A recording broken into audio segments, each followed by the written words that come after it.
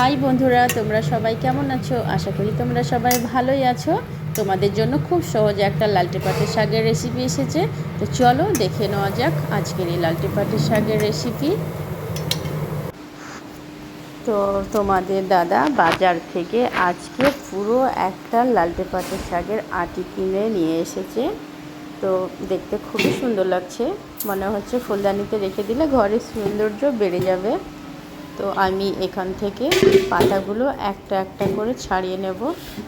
দেখো আমি কিন্তু পাতাগুলো ছাড়িয়ে নিচ্ছি একটা একটা করে।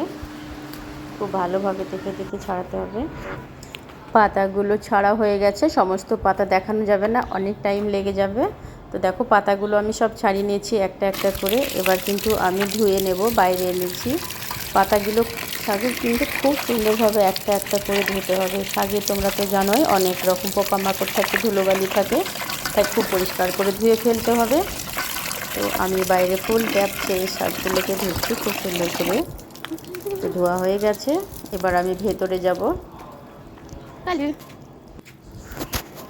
তো শাকগুলোকে আমি প্রেসার কুকারে হালকা একটু লবণ দিয়ে আর অল্প একটু পানি দিয়ে সেদ্ধ বসিয়ে দিয়েছি। সেদ্ধ হয়ে গেছে,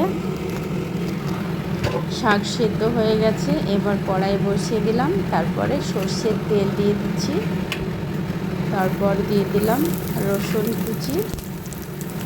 ভালো করে ফোড়নটাকে ব্রাউন কালার করে নিতে হবে, তারপরে শাকটা ঢেলে দিতে হবে। তো এখন দিয়ে দিচ্ছি আমি তো কাঁচা লঙ্কা কুচি। তো বন্ধুরা ফোড়নটাকে ভালো করে ব্রাউন কালার করে সেদ্ধ শাকটাকে আমি ঢেলে দেব। তো দেখো ব্রাউন কালার কিন্তু হয়ে এসেছে, খুব সুন্দর লাগছে কালারটা। এবার সেদ্ধ শাকটা আমি ঢেলে দেব।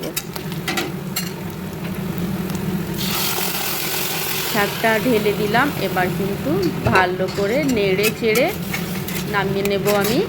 বন্ধুরা তোমরা যারা আমার চ্যানেলটিতে এখনও সাবস্ক্রাইব করোনি তারা কিন্তু খুবই তাড়াতাড়ি করে দাও।